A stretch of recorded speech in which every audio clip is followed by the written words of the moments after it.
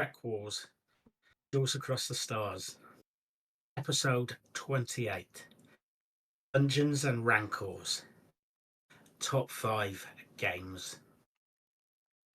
TrekWars. There are bugs everywhere. Life as we know it is crumbling under attacks by the ruthless Sith Lord Darth Malak. There are players on both sides. Games are everywhere. However, in a stunning move, Quark has expanded his range of games at his establishment, hoping to profit from the situation. Meanwhile, a group of gamers have established a new secret base on the remote ice world of Hoth to strategize on the best games to defeat them. Welcome to our year anniversary. To the day when we put out Duels Across the Stars. So, yay! And I forgot to bring my celebratory drink with me today. So you just have to imagine me having a celebratory drink. There's mine. Product placement. Good old good old Scottish drink. So yeah, let's celebrate this as if we're in Scotland, maybe. Yeah. Let's get the Kaylee started. We'll get the pipe band rolling. It is going to be a party to remember. No, absolutely thrilled to be here with you today, Ben, celebrating our 1 year anniversary and episode 28, not including the 2 specials of Duels Across the Stars, which means 30 recorded videos on our anniversary. It is. That's great. Yeah, so our special ones for Star Trek Day or First Contact Day, and for May the 4th as well. So, which we haven't talked about, but I'm sure we're hoping to do it next year as well. So, absolutely, roll on. Definitely. We have mentioned the topic, and it's something that both of us have a bit of passion about. And I know we do this on both our own channels, whether it's Twitch or YouTube, and that's games. That could be, we do our own rules for that, but it could be anything from video games to role-playing games to card games. That's what we're going to get into this evening, and I have a feeling we're going to have a lot of passion about this. And Christmas is coming up, so maybe you'll get some ideas for Christmas presents for people or even yourself. First of all, have we discussed what we're going to pick? We have not, which we never do unless I moopsy up on the audio, which I don't think I have. I totally checked. Yeah, double check now, just in case. That's only happened once. So no, we do not. We do not share our picks. We like it to be real reactions in time, totally genuine, which is going to make this extra special. As Ben says, this is something that we are both very, very passionate about. I know that Ben is going to throw probably a couple of games out there that I'm probably not too familiar with. He will probably guess 4 out of 5 at least of my top 5, but I've got quite a lot sitting in honourable mentions, some of which I don't think you might have you might know or click to. So we'll see. Yeah, I think I've got a few. I've got a few ideas in my head. So I should have written. I was going to write these down before, but I completely forgot to. So hey ho. But if you want to hear more, please subscribe and follow, and you will find, or even if you don't click and follow, our back catalogue of these episodes where we've ranked everything else from films to side characters to starships, and had some lovely guests on there. And you'll better see anything we do in the coming year. So yes, that subscribe button, it will absolutely enable you to see our latest videos as they come up. As mentioned before, we do sort of make our own rules with these. So anything that guides us or us with our picks or restricts our picks. Um, so for me, I didn't have any real restrictions for myself. Games, any. I don't know if I have a definition for games, but games is anything we can take part as a group or individually and play in some way or the other. Um, it's not just going to be video games. I was determined not to call it just video games. I call them computer games myself, but I know that's the popular term, video games. Um, uh, no, I've hopefully got a little bit of a range of different types of games here that you can all enjoy. I know some of them.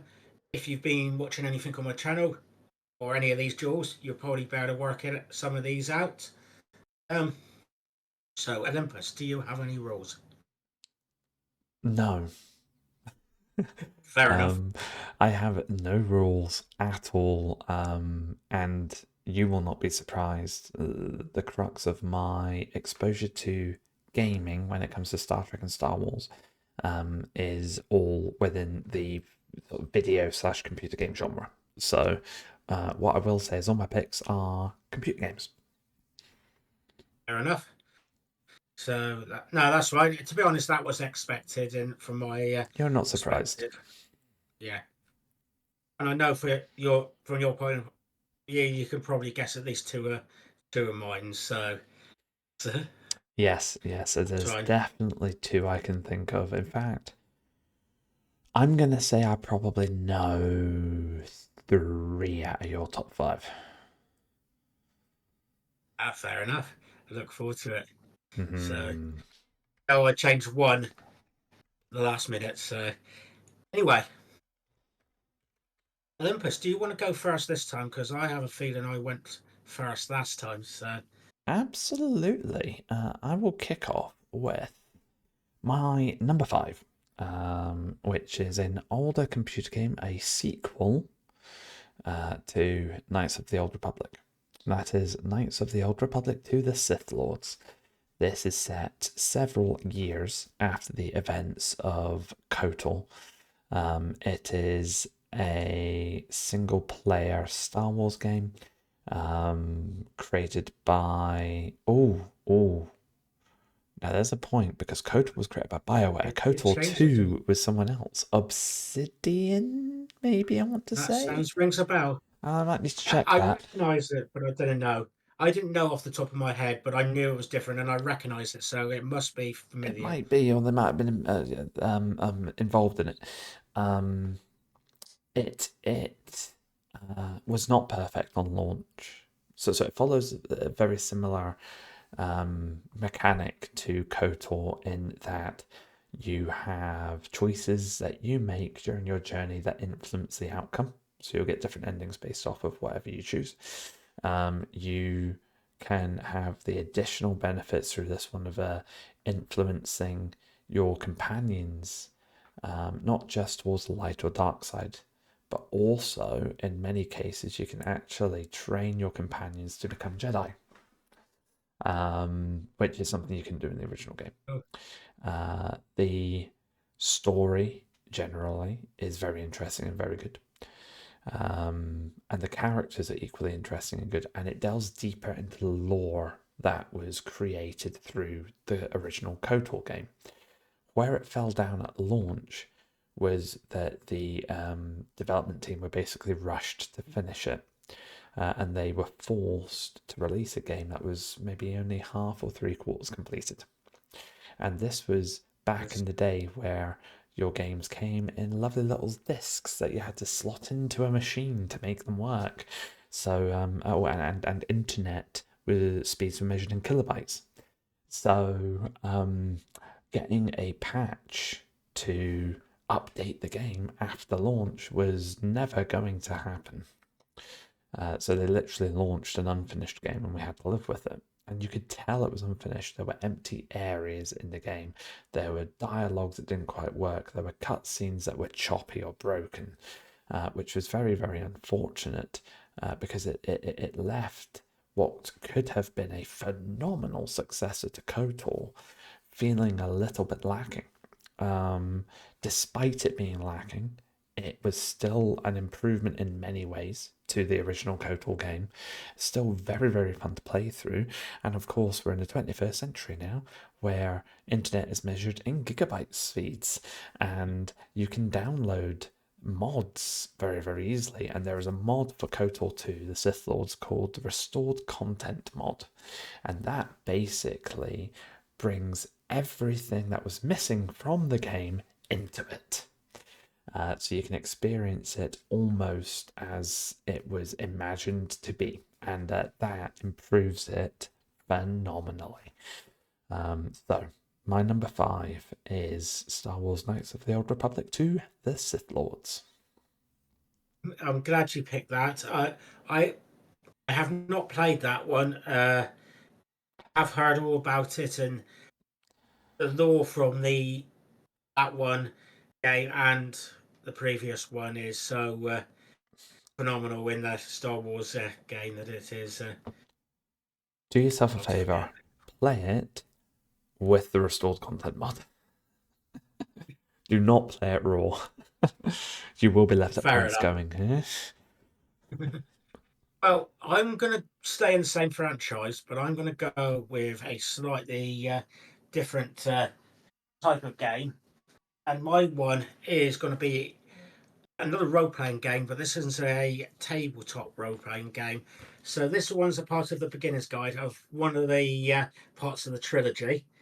And I say trilogy because annoyingly, but probably also good, is they've done this is Fantasy and Flight Games who done this. Is they've It's their version of D&D, but it's not like D&D. It's not Roll20. It's a load of lots of different dices, and yeah, it's your role-playing game. But yeah, there is 3 books to it. There is like the soldiers type of books, so like the trooper type books, more orientated about called not Age of Rebellion, Edge of the Empire. I'm just checking these ones actually. Yeah, no, actually, what was it? Anyway, I could get them modelled up occasionally. There's Age of Rebellion, Edge of the Empire, and Force and Destiny. Force and Destiny is the Force one. Then you'll have your, as I said, Soldier one, and then you'll have your baddies that are not baddies, as in your smugglers and such like. The version I've played, they can all be intermingled.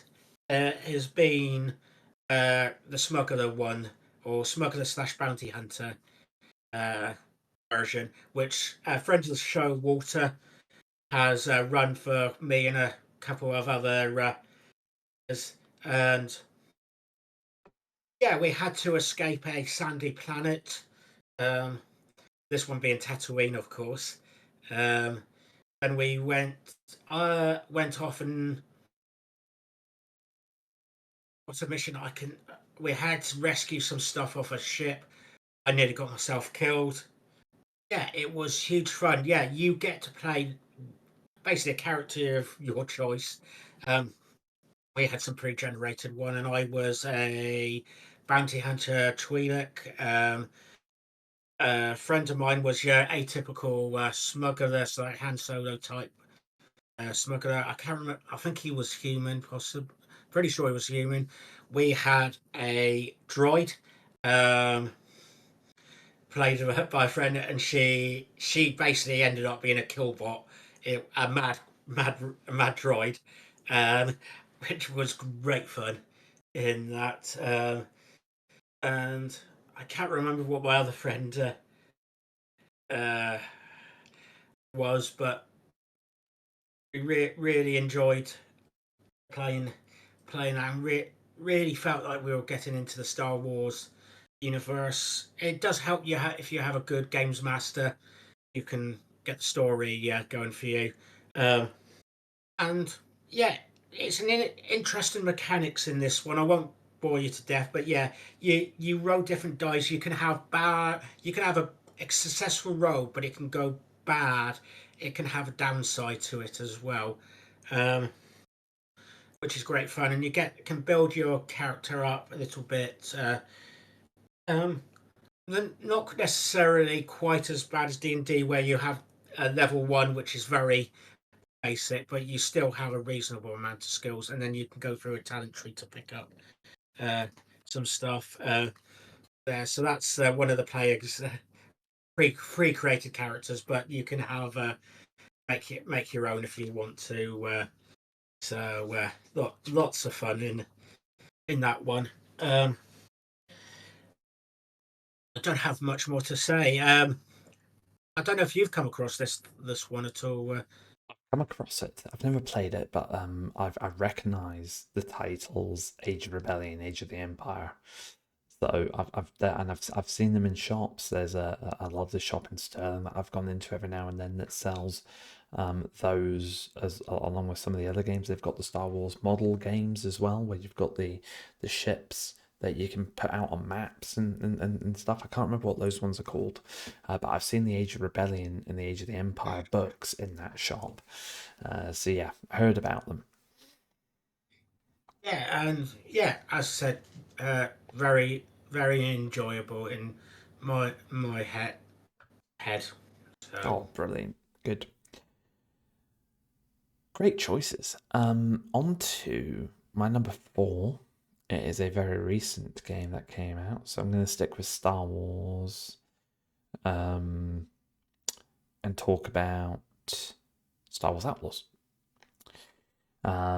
This follows the protagonist Kay Vess, who is a smuggler trying to make her way in the world and escape her shortcomings. You As you go through the main story, you collect a few companions that stay with you with some key missions, and you keep one of those key companions. I won't spoil who.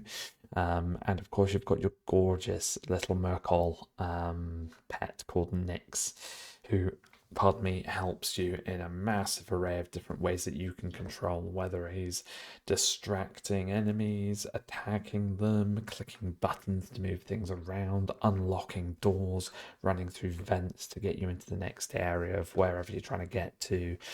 There's a lot of mechanics to this game as well. It's quite open world, which is very, very different for a Star Wars game, and they've developed that beautifully. Ubisoft have done the universe proud, in my opinion, with this game.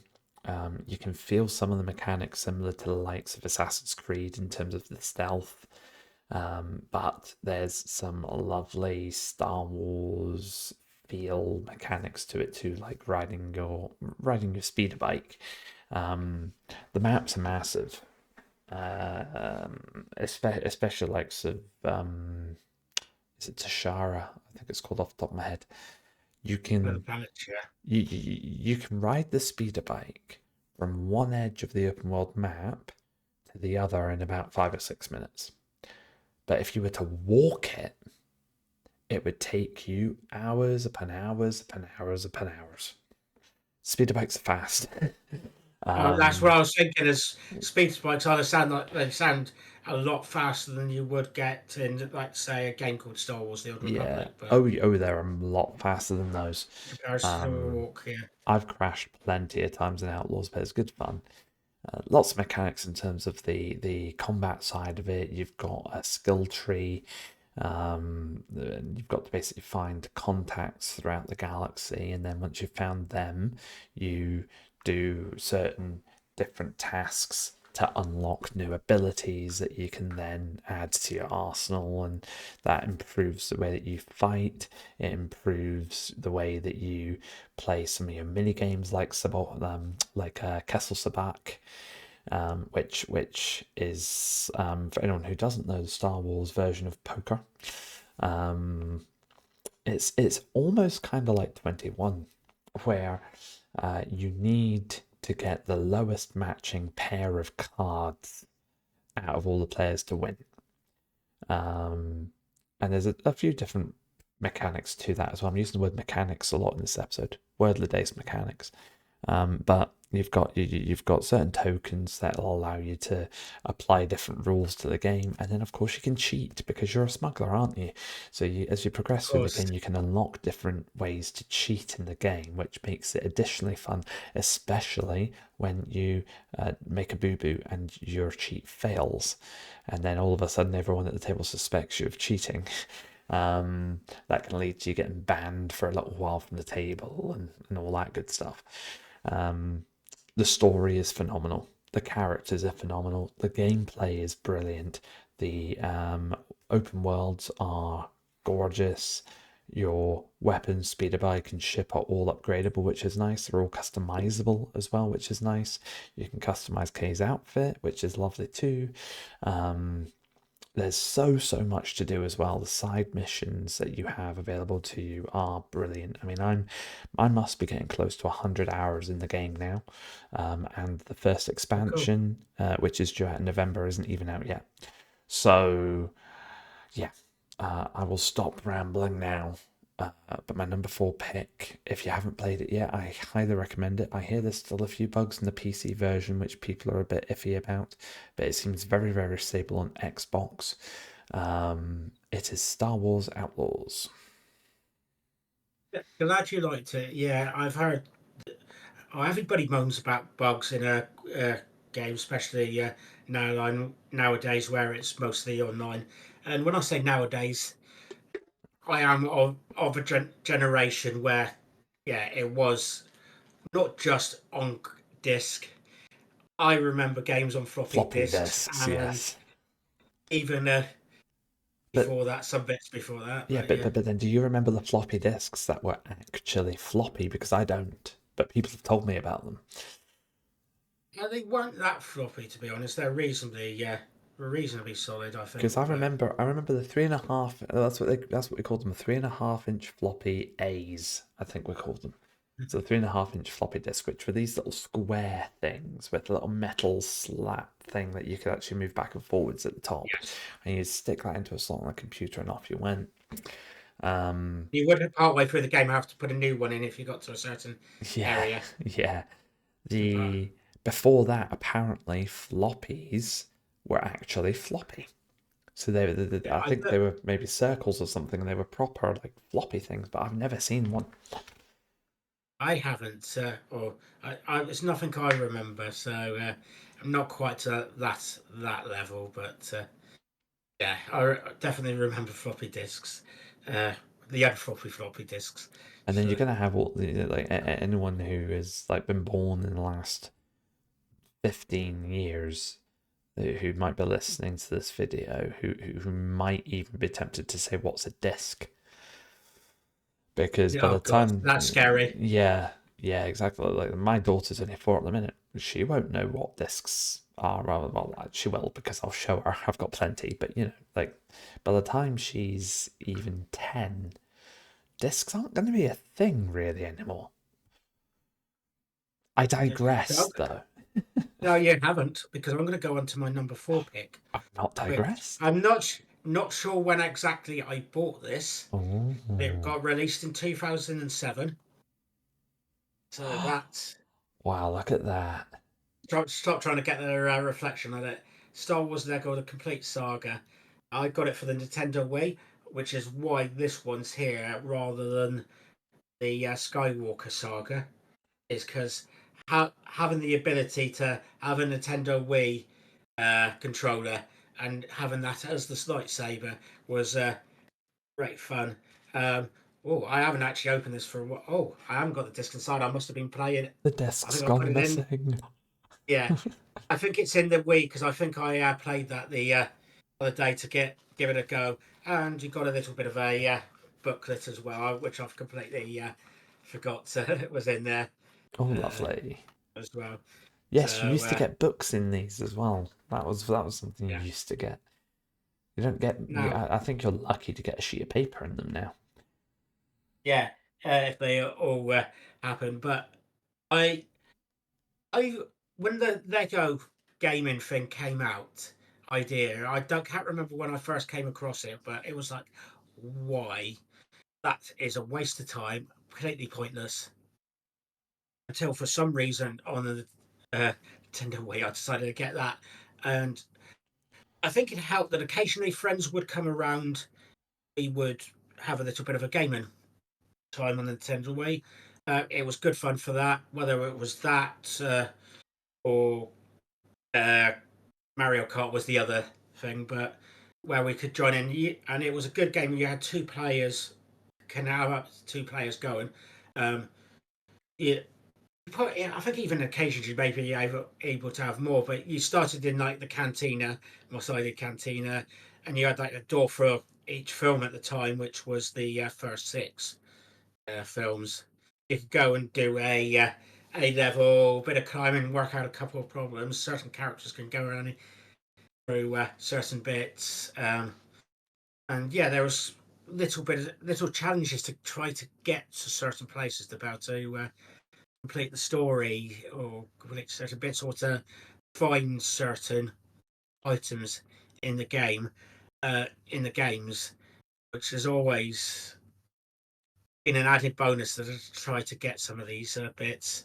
Um, Bits you can jump up to, pull yourself up, or platform if you occasionally try to do a bit of platforming.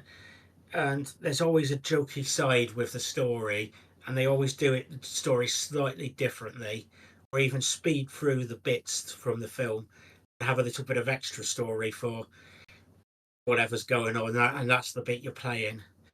It's a lot of fun.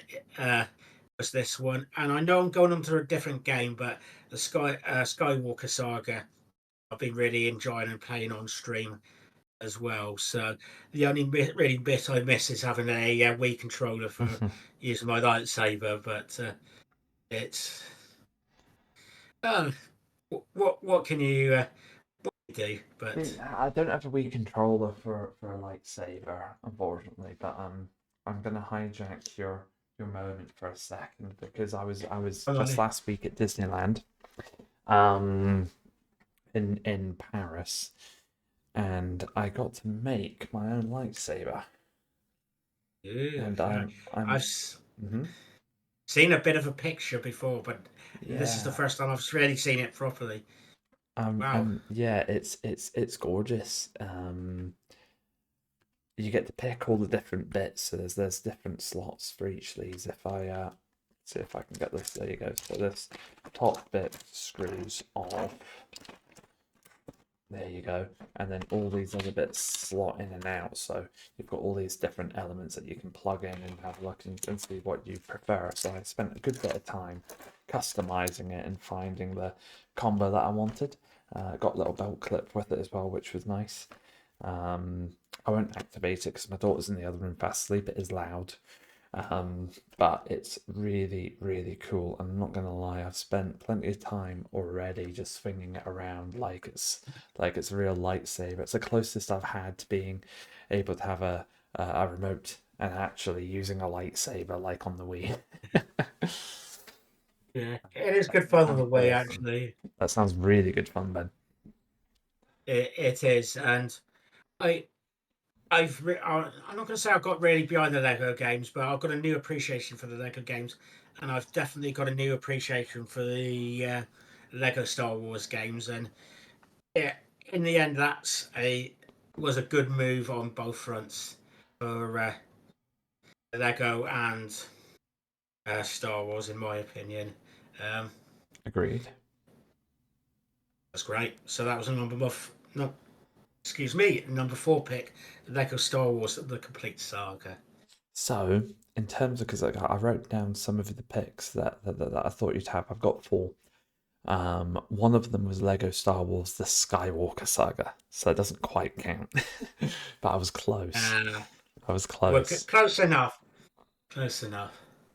So, So my number three is a game that Ben knows and loves, probably almost or just as much, or maybe slightly more than I do. It is an MMO that has been going over 10 years now, which shortens it down to two possibilities of what I'm going to be talking about. And I am talking about Star Trek Online. Which this is the point I'll say, right? My number 5 and number 4 have stayed relatively static the last day or so, but my number 3, 2, and 1 have been moving constantly. STO has been 2 and 1. It landed at 3 in this particular moment. It could. It was probably different 10 minutes ago. Star Trek Online is a massive multiplayer role-playing online game, which is set in the 2410s, or it's 2409. It's 2409 or 2410 now. So, and it wasn't that at the start, but when the game first started, and I'm pretty sure it wasn't even the 2400s yet. It was just close to it. So they have actually moved it on year, I think, and which is quite a nice thing that they've done. There is a wealth of content in this game. Just from missions and stories alone, there is loads to do, too much to do. I've been playing this game since it came out, and I've still only scratched the surface of the stories that are riddled throughout it. General premise of the game: you get to be a captain of Starfleet vessel, or a Romulan ship, or a Klingon vessel, and you get to go out into the Star Trek universe and explore the stars, do all the missions. You've got PvP content, PvE content. You've got group content for PvE as well. There's so much to do, and you just get to immerse yourself in Star Trek and play like you're in that universe. Hundreds of ships to choose from, loads of ships you can buy as well.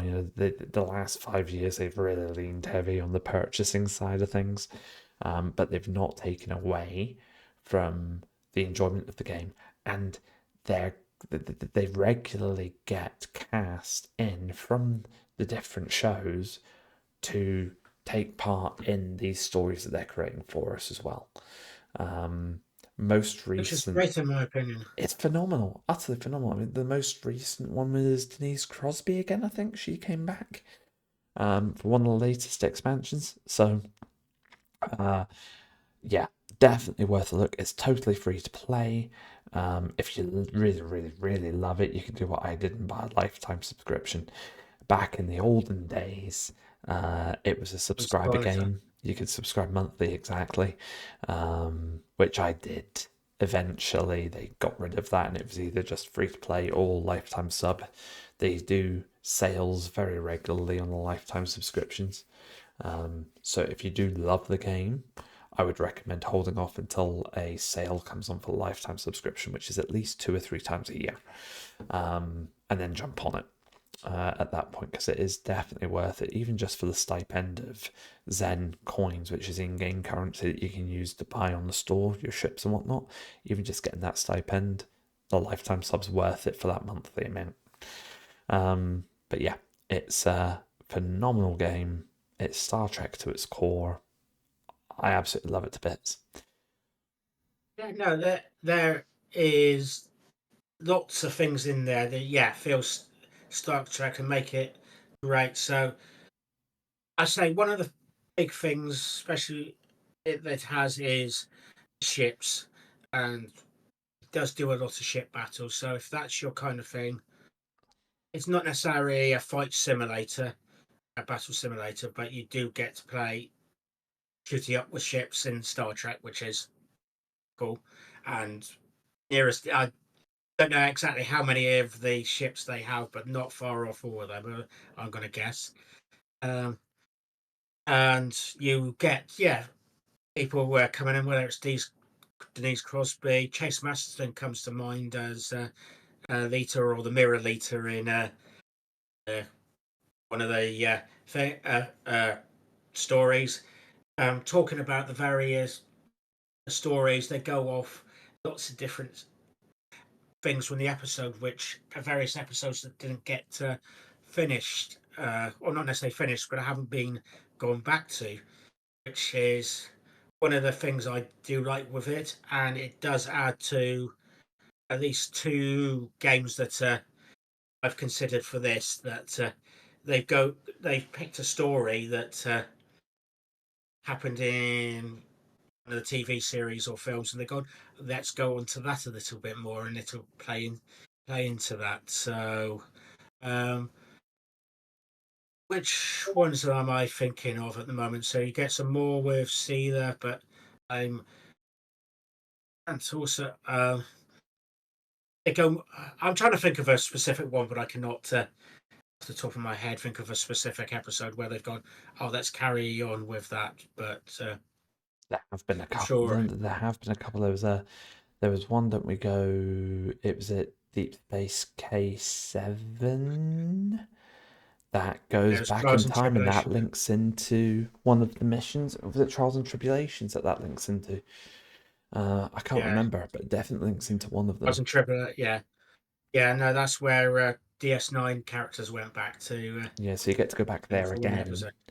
There are others. There are others. Yeah, There's a Tholian mission where you encounter the Enterprise C crew, um, including Tashia. So that sort of progresses on from that side of it as well. So there's that one too. Yeah, there's a good few. and some of these bits, when I think of other stories, I will mention later when if and when it gets to that relevant game. But that's a nice thing. Um, and something quite cool in another game, playing Space Barbie if you want to. Dressing up your character. Okay, most of it's Star Wars outfits, which I suppose what you want to do if you're a Star Trek fan, which is great. You also get to visit all these places, whether it's um, Pajem Monastery, uh, whether that's going to DS9, whether that's going down onto Bajor. I know I went to a system that's related to another game I play as well to have a look around. Lots of fun, and if you're into starships, uh, yeah, that's great fun. It sure So, is. but thinking of starships, I'm going to go to the other franchise. And one game that I've really loved, have not played for a while, but you mentioned about going into shops and finding the Star Wars role playing game. Yeah. Another role playing game involves these here. There you go. There's So some of the models. Yeah, yeah, that is so this is gorgeous. from the first edition. When there, you can get stuff for the second edition cards to go with this. But this is the Star Wars X-Wing miniature game. Um, also got that one. They haven't got didn't Slave put the stuff on it. One. But yeah. So you got. I believe it's the second edition is still going. Um, but I've still only got the first edition version. Um, Actually, because I only played it really with the odd friend, and we just why change the thing where rules when we've got all the stuff for the first edition? We just keep to the same thing. It wasn't broken for us. Um, they did start off as two factions, the Rebels and the Empire. Then they added a third. I don't know exactly which order, but they added a third faction, which is Scum and Villainy, which is one of the ones I like to play a lot. So you could have like this one here being in Scum and Villainy and the Empire. You could have the Falcon being in Alliance and Scum and Villainy side if you wanted to. Um, they also, I know, when the film's second set of films, the sequel films, the third set of films came through, they added like a First Order faction and uh, whatever the new rebellion. It's called Resistance. probably the rebellion The Resistance, side, yeah. which yeah, so which is great fun. It is a top game. It is a sort of a deck builder. So you have the various cards for it, which give values to lots of things. So you have values to the ship. So it's try to even it up. So you have a value to the ship. You will have values to things you can add to the ship. So you can like Slave One, you can add like those mines, ion mines to it if you wanted. Yeah, Mines. I love that sound. yeah, if you wanted to. So you can drop those off and potentially get somebody. Um, you can add as you come up with a point game. The set default one is 100 points. You can fit as much in there as you want to, as long as you do not exceed 100 points. You could make that if you wanted to 5 million or 1,000. That would be a big game if you're having that. Or like 300 is one of the big games. Or you could just have a one ship game, or you could have, let's say, go for 30 points, quick game. The place size is up to you. Um, we usually had like a square table or square board, which we put our stuff onto, and it's like you had to keep within that. You get one of these circles with things which you get to. Don't if you are watching this, I don't know if you can actually see that. There's a little slot at the Yeah, top, is that right? A yeah, little. there's a slot Yeah. there. So you got like two, and then it's going pointing in a certain direction.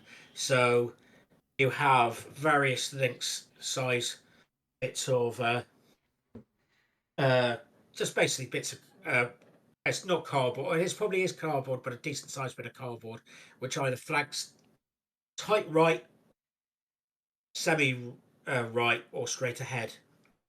Bear in mind, if you turn it in the other direction, it goes left as well. So you can't just go in one direction. You can go either direction, or reverse. In certain on certain ships, you can reverse. It gives you a load of options, and you basically pick whichever one you want and go. That's where I'm going. Turn it upside down, and everybody takes their turns. So the opponent doesn't necessarily know where you are going when they set their Ah, disc. so they can't see So your disc. yeah, no, and then you in a certain order you turn over your disc and go, that's where my character's going. So you have to have a bit of a think of what your opponent's going to do. Go, oh, where do I think my opponent's going to go?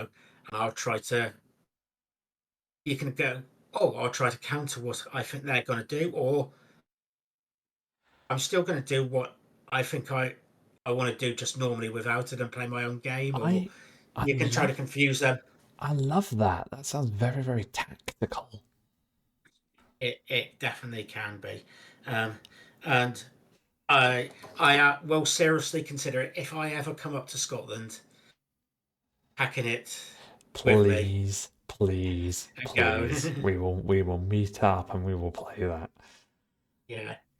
So I haven't played it for a while, but it is in my head great fun. Um, you could, and it doesn't have to be one on. It can be a group mission. Um, you can have a free on free if you want to. So you can all have a ship and go, that's my ship, and that I'll control that one, and my teammate will control the other one. Or you can have one on a one. So Ooh, technically three sides, uh, and you get away with, it. And you can have uh, three different teams, and it's like, ooh, who shall I attack or team up with, or I like it. such That like. sounds really good fun. So yeah, really enjoyed that. That came out in 2012. I think the second edition came out in 2018. I'm not sure when exactly I first started playing it, but it's it's great fun and something I really got into. And you get some nice models out of it as well. So what can I say? That's the Star Wars X-wing miniature game. Fantastic. Thank you for sharing, mate. I'm staring at my number one and my number two right now, and it's just like I could switch them, but I don't. I could, but I couldn't. But I could, but I couldn't. But I should, but I shouldn't. I'm not going to. Number two, Star Wars: Knights of the Old Republic. I was going, Um, which one are you going for? Yeah, yeah, number one, the original. yeah. The original for my second place is KOTOR. It's the game that started the Old Republic as an era.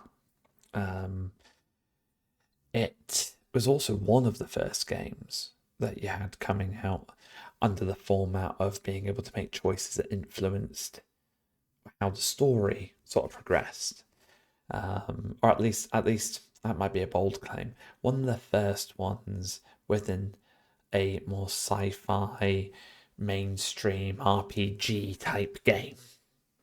I'm probably more accurate saying that. And it was certainly the first one I ever played. You wake up on the bunk of the Endar Spire, um, which is a Republic ship orbiting the planet of Taris. The ship's under attack by a Sith battle fleet. You make friends with your bunkmate Trasgulgo. You run off through the ship fighting Sith troopers, trying to find Bastila Shan, who's the Jedi commanding the ship. Trask sacrifices himself so you can escape, and you crash land with Carthanasi on the planet Taris, who doesn't want to talk about anything. He has that lovable phrase, "I don't want to talk about it." You learn to love Carth though. He's great. A little bit overreactive, but he's great. You spend a lot of time on Taris learning the mechanics of the game, trying to find out where you are, how to find Bastila, and how to get yourselves off of Taris before Darth Malik decides to go pew pew pew and explode the thing into a million tiny pieces. Not quite Death Star like, he just obliterates the surface of the planet. Just. The fun says. Yes. Yeah. From that point on, you start your journey as a Jedi because you find out on Taris that you've got this connection to the Force that you never really established as a child. Bastila takes you to the Jedi Council on Dantooine, and they decide to train you. You become a Jedi. You follow the story through from there, searching multiple different planets like Manan, Tatooine, because you can't have a Star Wars game without Tatooine. Of course not. Kashyyyk, Korriban, even searching for pieces of a star map that will lead you to the Star Forge, which is this structure of immense power. And on that journey, you learn, you keep seeing these visions of the past. You keep seeing visions of these star maps, which lead you to where they are, and you think they're just they're just visions, like premonitions of the future. They're actually visions of the past, because drumroll, big twisty twist coming. I mean, this is a 25 plus year old game, so it's not really a spoiler, but I'm giving you ample time to skip 30 seconds, guys. Wink, wink, nudge, nudge. You're actually the Dark Lord Revan. No. Dun, dun, dun. And that twist was delivered beautifully when you play that game, by the way. You do not see it coming the first time you play it. They do it spectacularly. And from that point on, you can decide to change the route you're going in terms of light side, dark side, whatever, or stick with the route you're going with. But that helps you then define how you're going to approach the end game. Are you going to go the way of the light, restore order and peace to the galaxy, or are you going to head out and try and conquer it as a Dark Lord of the Sith once more? A whole load of other lore and everything behind it. That's the crux of the story of the game. You've got the mechanics of being able to make decisions that affect it, decisions that affect your relationships with companions, Lots of exploration, side missions, mini games. It is a very in-depth, interactive, beautiful view of the universe, despite the fact that it is quite an old game now.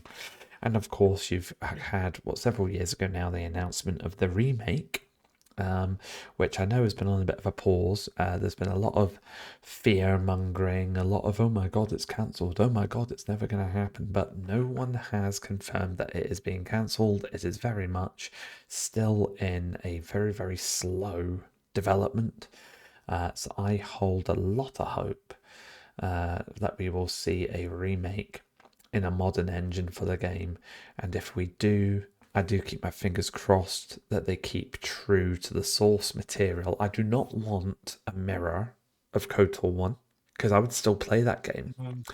But what I want is a modern adaptation that is true to the foundations and the core of what KOTOR is. Right? Because I am, if there's something I will say about myself, I am very, very open to change as long as it's for the right reasons. And things have changed massively in the last 2 and a bit decades. So trying to mirror the game on a modern day engine and bring it out like that, I don't think that would work properly. You're going to have to change something. But yeah, we'll wait and see. Anyway, my second choice, KOTOR. Yeah, that's brought so much to Star Wars, even though it's one of the eras that's not that prolific. Oh, it's prolific, more prolific than some, I suppose, but it's basically had 2 sequels. One you mentioned, the other being an MMO. Have it appear in Galaxy Heroes. You've got some characters in there for Old Republic. Novels. You've got the novels as well. Novels. Yeah. I know it's one of those ones that's loved by a lot of people. It is Star Wars to me. I mean, I understand the original trilogy and the other movies and the TV shows. They are all Star Wars to me, absolutely. But when it comes to games, there haven't been games that I've clicked to, pardon me, really as well as I've clicked to the games in the Old Republic. And I completely understand that. I'm sure I will go more into that at some point. But it's I agree, and it's something that's helped with my fandom as well. It's that one. It's what some of it's based on. Talking about the books as well for a second, I've actually been listening to an audiobook called Revan. So you can get it to paperback as well. It's set after the events of Knights of the Old Republic to the Sith Lords. And it starts split into it follows 2 characters that start in different parts of the galaxy. It follows Revan, who is now married to Bastila, back on Coruscant. Jedi Council have accepted him back in. There's some politicking and unease going on, but that's very much there. And so actually it starts just before the events of the Sith Lords, sorry, and then it skips a little bit, but you've got that side with Revan. And then at the other side of the galaxy, it's following Scourge. Cool. Yes, I will tell you what, that book brings Scourge to life in such a way that I never realised. Because when I've played a character with Scourge in, I know we've sidetracked, in Star Wars: The Old Republic, right? Scourge is an interesting character. Don't get me wrong. Next time I'm playing the Old Republic, Star Wars: The Old Republic, and I'm getting to engage in everything with Scourge, I'm gonna be seeing him in such a different way, in such a different light. It just brings, you learn so much about him, about his past, about how he is the way he is, why he is the way he is, the trials and everything that he goes through. And it's the book. I'm nearly at the end of it, but it is phenomenal. Well, recommend a read, especially in particular if you enjoy KOTOR 2, or Star Wars: The Old Republic. I'll definitely give it a go, and hopefully get it on audio book, because if they've done one of those, because That's what I'm listening to that at the minute. I'm actually listening to it on audiobook. cool. No, I've got to give it a go, because me sitting down to read for a concentrated amount of time, Don't get me wrong, the female challenging, especially with characters, everything else. yeah, the female characters can be interesting to listen to because it's a male, it's a man reading, and he puts on a voice for the female characters. It sounds a little bit squiffy. You get used to it, but yeah, the first couple of times you hear it, you're like, oh, but you do get used to it. Fair enough. On that note, we may get into that more later, but We might. for the minute, I'm changing tact a little bit, uh, to one of my favourite games. Oh, of course it is, because it's number two. And you probably can see if I up there several books from it. And one of the things I do every Friday, or most Fridays, is play Star Trek Adventures, the role playing game by Modiphius. This is the second edition. I've got on the camera there, but it's it's a role playing game, like D&G at D&D, or the Star Trek, Star Wars: Age of Rebellion, one I mentioned earlier, where you get to I suppose, like any games, you get to play Star Trek characters, and in my opinion, the system it does runs perfectly for a Star Trek story. You you you are basically get to be reasonably. You can start from the beginning and be reasonably competent Star Trek characters at the beginning, like most people serving on a starship. But you get to, like, let's say the beginning of D&D, where in theory the default setting is start at level 1. You're the lowest of the low. Whereas this, yeah, you're already competent. You have mechanics that can make you have not quite special abilities, but special focuses. So you can say, I have a focus in warp drive, or exotic weapons like Sulu, or Klingon weapons. Like, you can have your batleth, which gives you a bit more of an advantage when you're rolling in dice if you're using those mechanics.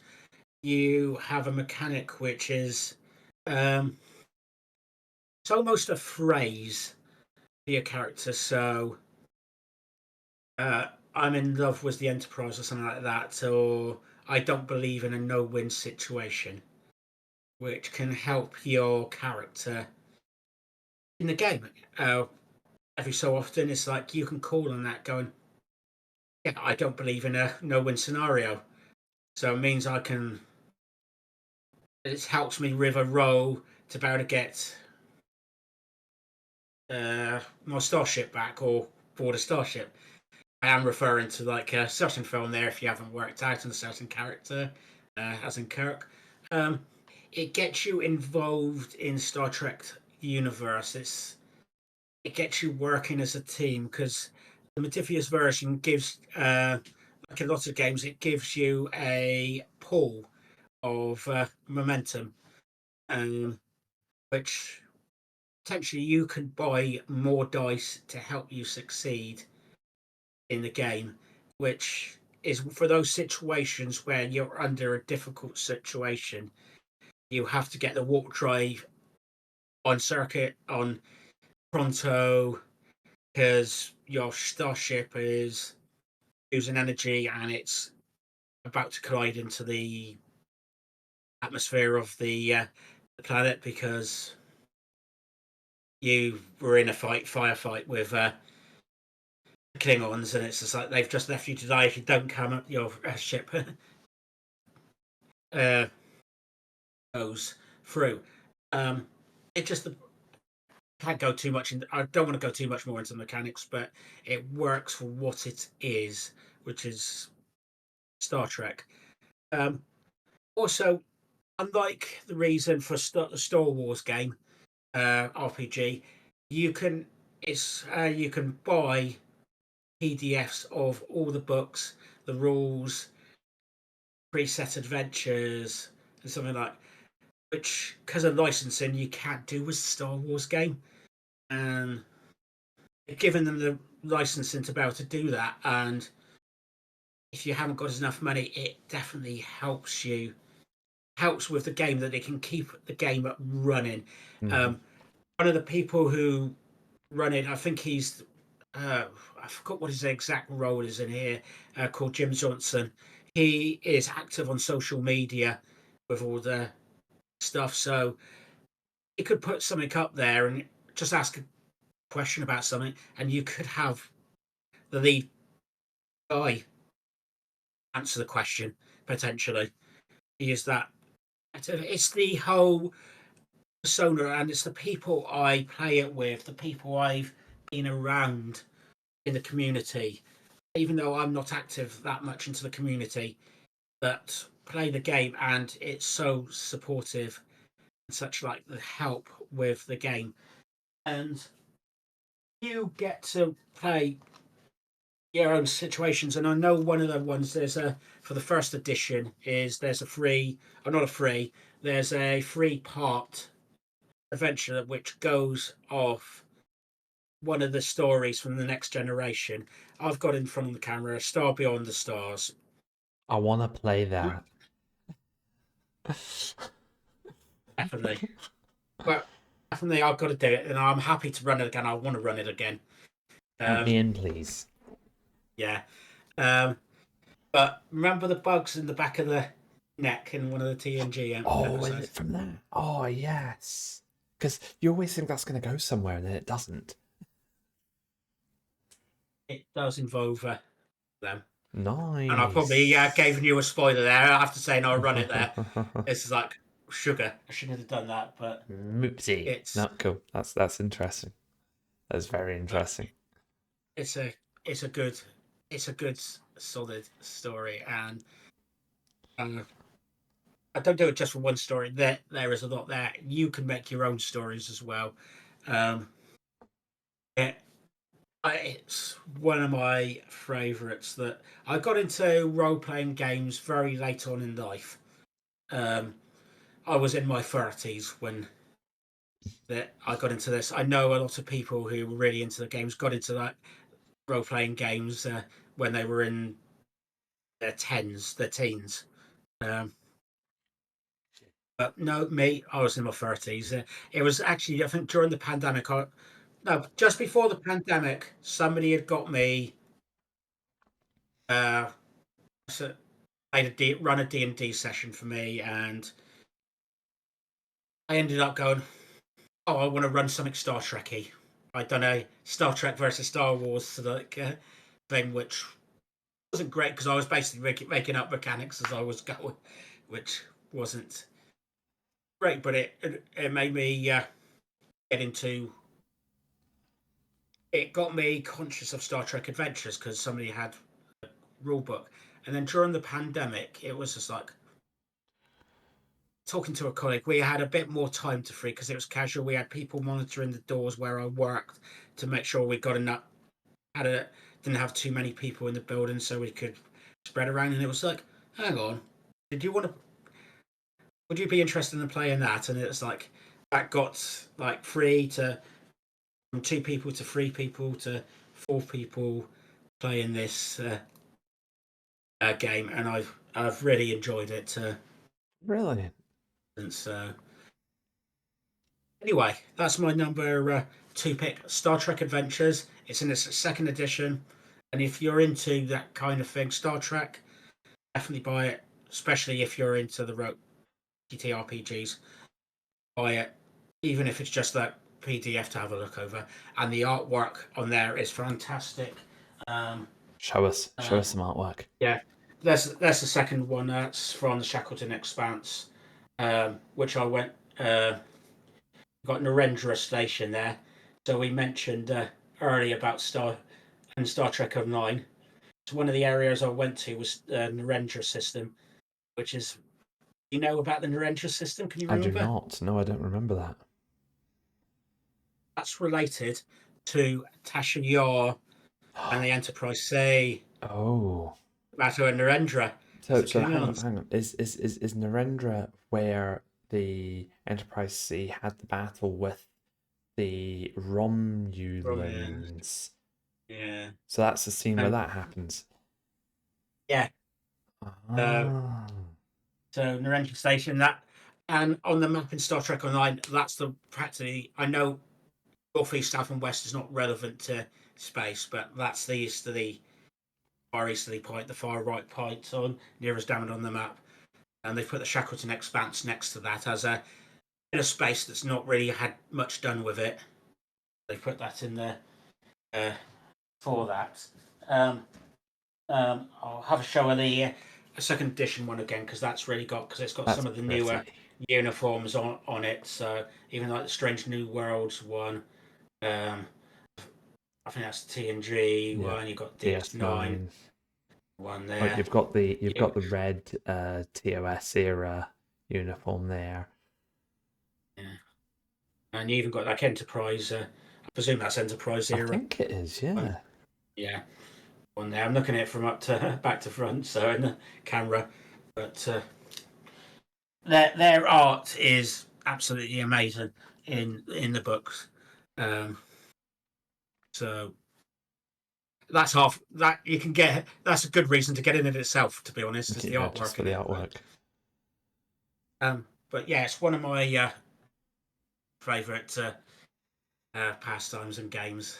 So Ooh. which I suppose it is if I put it on the list, but this really gets passionate about this. Mm-hmm. So Oh, mate, thank you for sharing. And yeah, I want to get involved in an STA game soon, please. That would be great.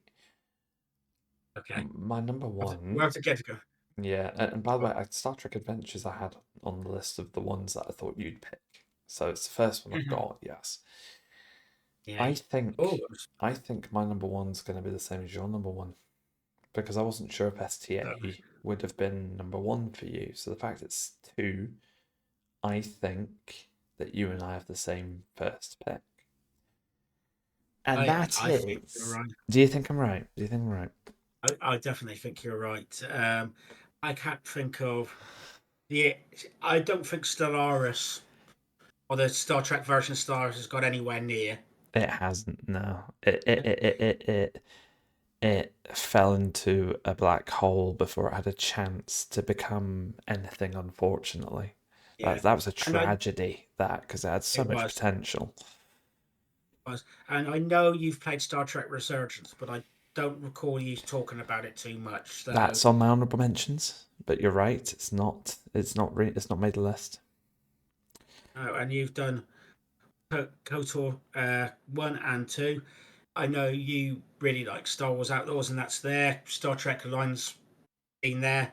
I know you've got to add the lifetime membership. I can't think of any other game that you liked Apart or play from that regularly.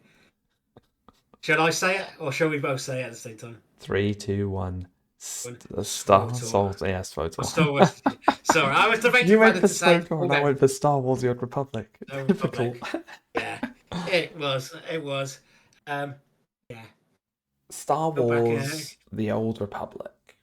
Let's do this together. I'm right, aren't I? That's your number one pick too. Yes, it is Yeah, my number good, one. good. Yeah.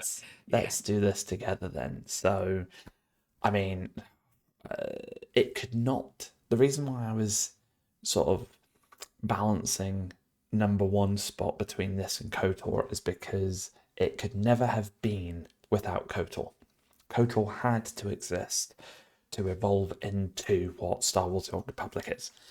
But what Star Wars The Old Republic has done is taken the basic concepts that were created through KOTOR and KOTOR 2, enhanced them, modernized them, added a whole host of new things to it, made it into an MMO that actually plays perfectly as a single player game.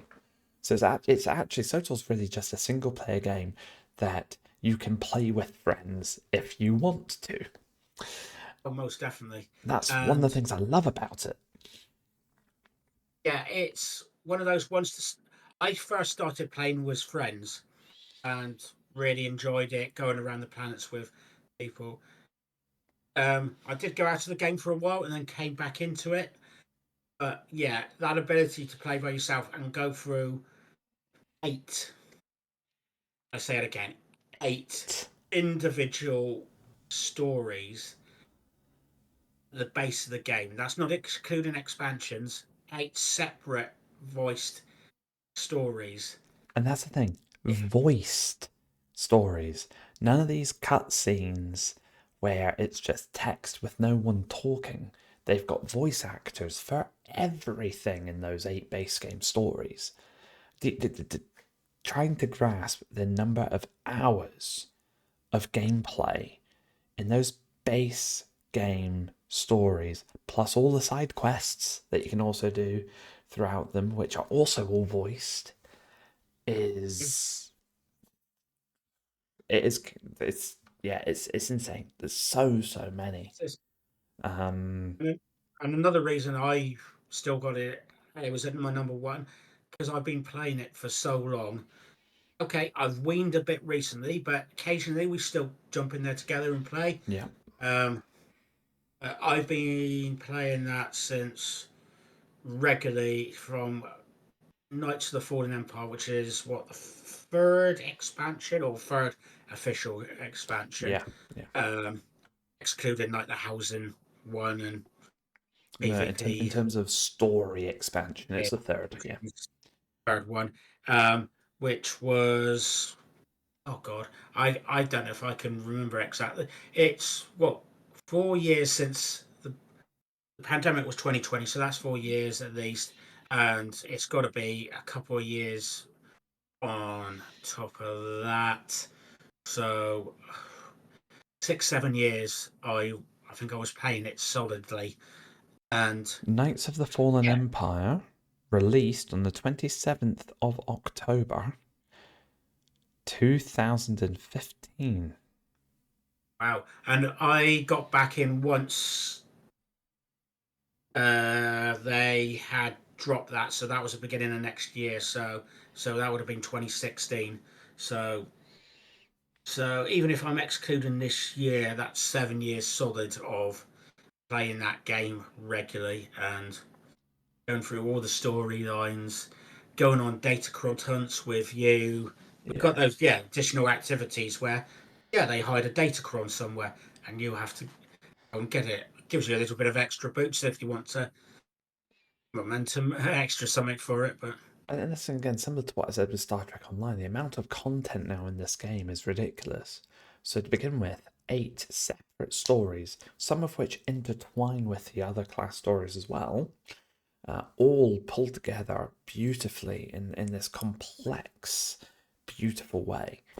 You've got the 2 story expansions, which was McCab, that was Rise of the Hutt Cartel, that's how and Shadow of Revan. Shadow Evans, Um, Shadow Revan, yeah. and then, and I felt they were slightly slow coming out, but then we got hit with the best expansions they've ever released, Knights of the Fallen Empire and Knights of the Eternal Throne, which is really the sort of big vicious showdown kind of thing, isn't it? Really, but Yeah. it was beautiful, cinematic, complex again, new companions and new characters. It throws you into an area of the galaxy you've never been to before, situations you've never experienced before, and the way they released it was perfect. I wish they'd carried on with that whole structure. I do not mind waiting a year for a major update on a game if they're going to do it the way they did Knights of the Fallen Empire and Knights of the Eternal Throne. Genuinely, Yeah, I was hyped the whole way through it. And then yeah. since then, And when I was Mhm. yeah, and when I came back for that, just in time as they were releasing new chapters for it, they dropped, I believe, 9 chapters to start with for Yeah, the uh, Knights of the Fallen Empire. They had a little bit of extra bonus content, as in um, mini flashpoints or mini dungeons. Um, I think they was called Starforge on Starforges. Um, about to gain a couple of random companions, and it's a bit of extra story. Then every month they dropped a new chapter that was a good amount of time. Okay, it was maybe half an hour of content if you were listening to everything. Maybe a little bit longer, possibly. yeah. Some of But them were it longer was than quite others. regular. Yeah, it was quite regular. Nearest, it was guaranteed to be that month. And I think I can only remember one time them saying there's a delay, which happens. And yeah, they were quite consistent with that, and the story was good. Okay, there was not necessarily a huge amount of gameplay. I remember that being comments in some of the podcasts I was listening to at the time, but the story was really good, and I still had time to go through some of the other content again if I wanted to. So, And that's and you were that's saying you know, something. you're never going to please everyone, are you? But the thing that I look for most out of a game is story. So it was absolutely perfect for someone like me. And then you move on from Kotet. And don't get me wrong, if I've got any criticism for the team behind Star Wars: The Old Republic nowadays, it's that their content is released in dribs and drabs, and it's far too small, and it takes far too much Oh, time to get it out. To the point that I lost a lot of interest in the last couple of years in the game because of it, unfortunately. So I had to take a little bit of a hiatus here or there, focus on some other games, so that I could spur up my interest to go back and play through the game again. yeah, I completely agree. As I said, I've waned from it recently. I don't know if that would have been a natural thing anyway, but yeah, it's maybe something to do with that as well. Could I, be, it could be, yeah, but then we'll see. I'm once again in a very Star Wars Old Republic mood. I have been for the last month or so. I've not played it in the last week because I've been away to Disneyland, which I think that's a great excuse, isn't it, for anything? I've not done this it because I've been is. at Disneyland. Um, and yeah, I'm very much in the mood for it again now, which is good. I took enough of a break and sort of slowed down my gameplay with it enough to make me want it again. And it does not take long before you want it, because if you're starting another character from scratch, you've got 8 stories to choose from again to kick off, and then off you go. So you literally, if you're in the right mind, you can never get bored with this game ever. Completely, yeah, And completely agree. that's what steps up. Sorry, I will say this, but that's what pulls it apart from Star Trek Online for me, right? Star Trek Online, you either align Federation or you align Klingon. So you've got 2 stories you can go after. And I've never really played the Klingon one very much. I've always been a bit of a Federation guy. And you have to follow the same sequential missions over and over and over and over again, to the point that I'm now bored when I start a new character in Star Trek Online. I need to be playing with someone in the game, like yourself, or my wife Erin, or someone. I need to be playing with a person and talking to them and whatnot while we're doing it, in order to get me through the first story arc and a half, and then I get properly into it. Whereas with Star Wars: The Old Republic, they've got so many, those 8 stories that you can kick off with, and all the side stuff around it from the word go that's so varied. I never get bored. No, fair. for the most part, yeah, I agree. I've enjoyed going back through the stories myself. I thought and trying to do things slightly differently occasionally, or I keep trying to be a bad guy as a Jedi, and I fail miserably. I just can't fair do enough. it. I've actually created a character to be a Jedi and to be a dark Jedi, right? So she used to be a dark Jedi. I'm making bad person decisions. I want dark side points. I'm being evil, and I can't bloody do it, Ben. I know I'm the same. I find it hard sometimes. I know with some people it's easier, but yeah, I struggle as well. It's yeah, no, it is difficult. I don't think there is a storyline on the Republic side where it's completely easy to do that. Suresh. Yeah, against Suresh it's very I'm easy, but I'm not going to lie. Most of my light side characters have at least the minimal 50 dark side points or whatever because they've punched Suresh or they've stabbed Suresh or they've done something horrible to Suresh. But she is a it's a bit of a nasty piece douchebag. of she's a nasty piece of work.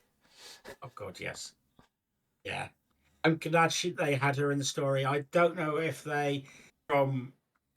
I was about to say I don't know if they did from the beginning, but they must have had some in connection because she was the Chancellor by the end of the game. She So, was. which was mostly came out to start with. So, Yeah, she was because she was governor of Taris yes, originally.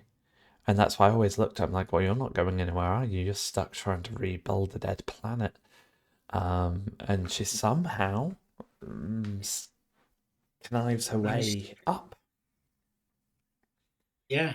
And if you play the side story there in Taris, yeah, you get to see how she does it. So, like the optimism captain, or with with the don't mind who you step on. It's like I'm putting the pressure on you to actually make this world better. And if you don't go along with me, I'll take you through the dirt. Yeah, So that's she was ruthless. yeah. And actually, Taris is one of my favourite planets because of that game. That game, she helps, I suppose, but yeah, it's the general story about the rebuilding there.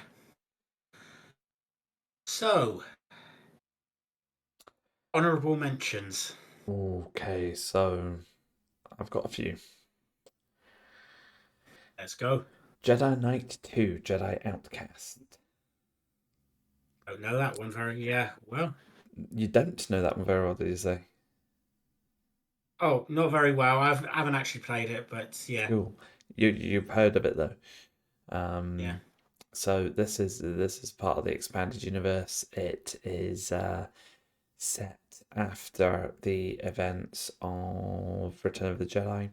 You play the character Carl Katan, um, Okay, so, and basically the story that you follow, you're reconnecting to yourself to the Force to battle the end evil in that game. I'm not going to say any more about it. It is a phenomenal game.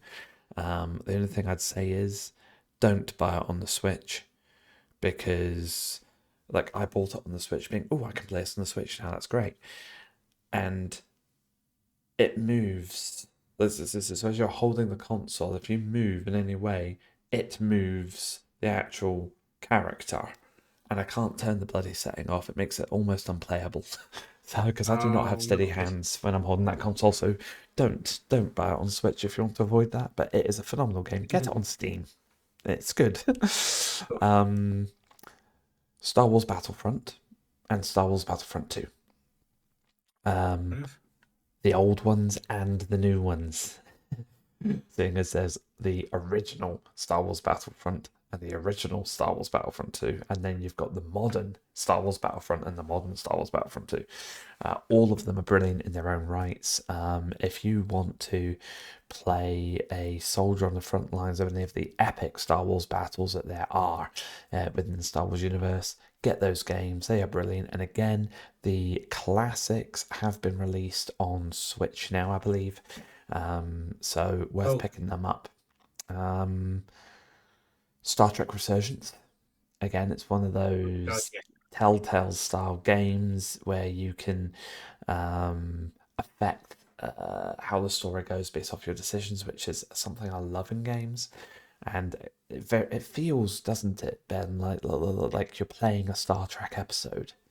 Oh yes, and this was my number 5 position up until probably about 20 minutes, or maybe 10 minutes before the game. Uh, Bless. uh, game when I was getting stuff ready, and yeah, it's it makes you feel very Star Trekky in the game.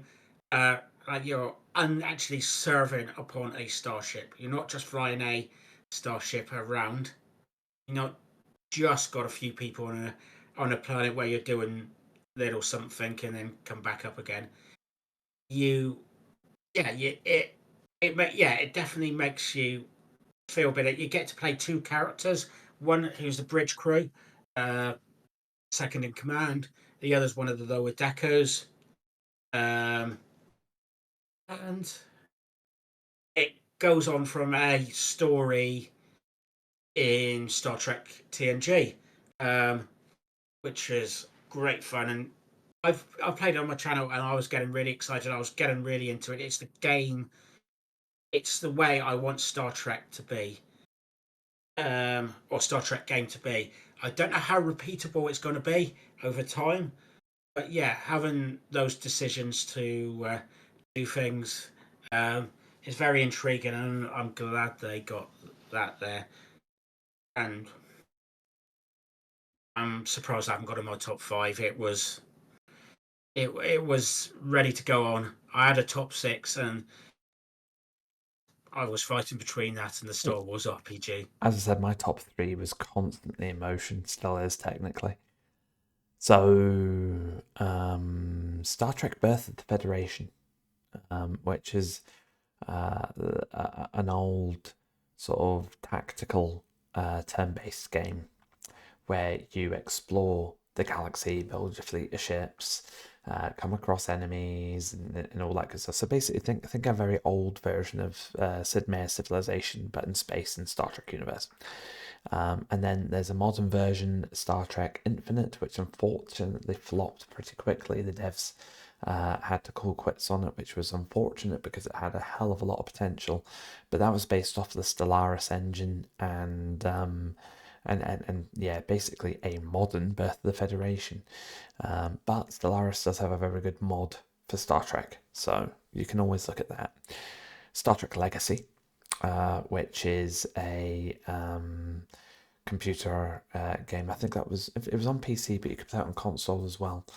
And that went through a storyline that covered multiple eras of Star Trek, from sort of Enterprise through, I think it might have covered TOS, the Next Generation, Voyager, etc. That was a good game.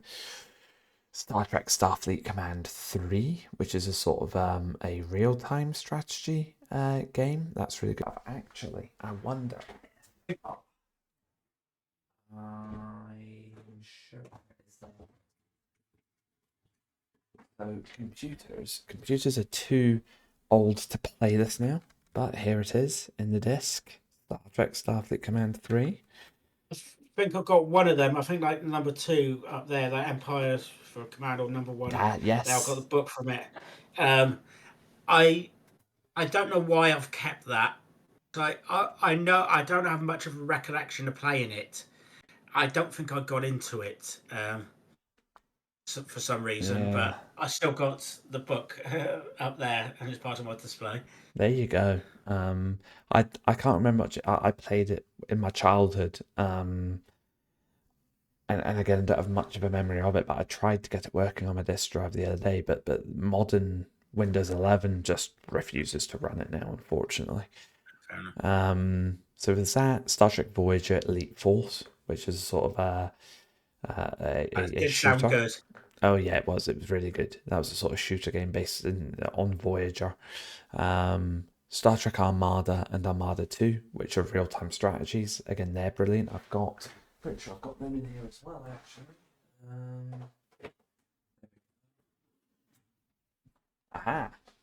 So this here has got all four what I just talked about. So you've got Elite Oh, Force with the expansion, and you've got Star Trek Armada and Armada 2. very good. I like it. Yeah, they're brilliant. You've actually got one of the ships from Armada 2 has just been released in Star Trek Online. Oh, and one of the thinking about Star Trek Online and stuff and stuff, I like it. They've started bringing Star Trek Online ships into not just the TV shows, but they were bringing it into Star Trek Adventures Oh, as well, which is yes. they had a little bit of a team up, and was that Utopia Planitia uh, work with a lot of space frames for the starships. They they had a lot of stuff from Star Trek Online, which is top Fantastic. notch when it's trying the game. I only got it on PDF, so I can't show you the book at the moment, but it's great. Lovely. The last one, so it's been a long list, is Castle Sabak, which is a mini game within Star Wars Outlaws. I could literally sit and spend hours just playing Castle Sabak. Cool. So I like that had to be simple on the list. concept. I couple of my honourable mentions. I want to say somewhere I think above my head, possibly. Yes, it is above my head, hiding in there. I've got a top trumps reasonably new, as in probably the last 10 years, but of top trumps for Star Wars, and it's got some good characters in there as well. It's not just one or two good characters and lots of minor characters. It's got some really good ones in there. I haven't had a chance to have a proper play with that, but the other one that I've really liked Attack playing in the Wing. past is Star Trek Attack Wing, which is the Star Trek version of the X-Wing miniature game. Works very similar, apart from you have to put a captain as one of your cards. You have to pick a captain. It doesn't have to be the highest rated captain in the world, but yeah, it's a ship builder sort of thing. Get to play against other people if you so to desire, and maybe one advantage this have is you can play a lot more sides on it, so you can be the Romulans, Klingons, Federation. I had a friendly expansion there as well, so yeah, you can make lots of sides in it. Um, the main downside I found was that, and the reason it didn't get up there is because it wasn't as readily available as X-Wing. When I got into it, I found finding ships a lot more difficult than it should have been. If you want, this is not a moan, or it is a moan, but I don't want to get. But if some of the ships I wanted were the main ships, Enterprise D, easy because that was mainly the part of the starter pack Yep. with a Romulan ship and a Klingon ship. The other ones I wanted Voyager, could not get out of that. I wanted the Defiant, could not get out of that. It was annoying at the time. But still a great game if you can get any parts of it. Even the starter set, it has free ships you can start off with, and it was great fun to play. So once you've got something, you don't really have to change it. And I I, think that's it I for my picks. I'll give you that. I'm currently on Amazon looking at Star Trek Attack Wing ships, and I'm finding loads, but I'm not finding the Enterprise. I'm not finding Voyager. I'm not finding DS9. I see what you mean.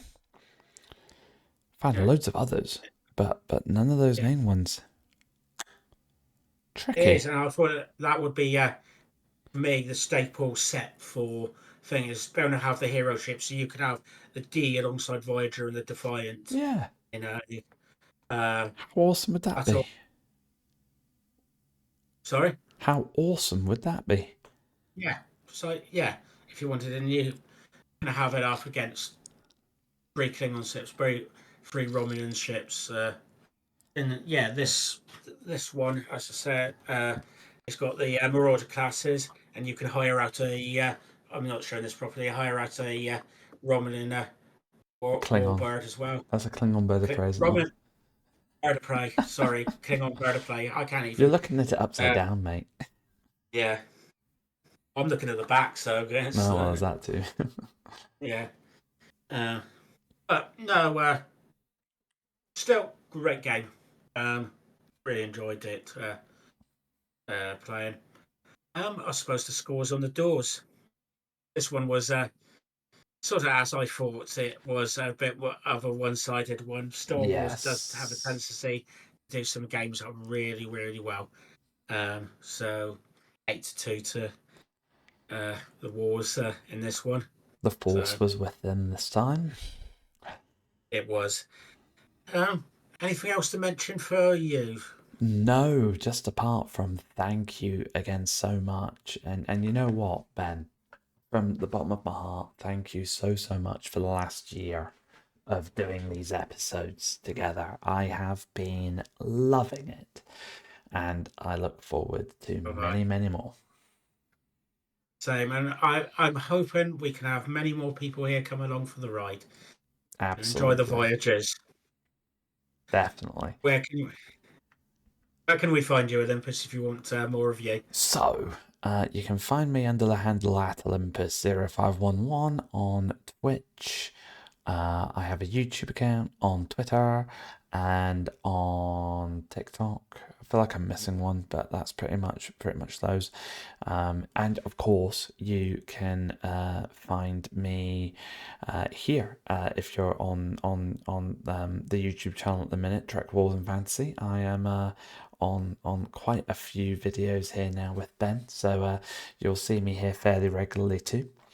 And you can also find me writing articles for Trek Central, so you can find me on there at www.trekcentral.com. I've had a bit of a shout out already. Thank you, Olympus. So I'm at Trek Wars and Fantasy on most of the medias, other than Twitter, which is Trek Wars Fantasy, because there's not enough letters. I'm on Blue Skies. I can't remember if I've had enough words to put out to put that an and in, but try both and you should be able to find me. I'm on TikTok, YouTube, Duels Across the Stars on the podcasts, Apple and Spotify. Thank you very much for watching, and may the Force be with you. Happy Always. first anniversary again. Thank you all for watching. May the Force be with you.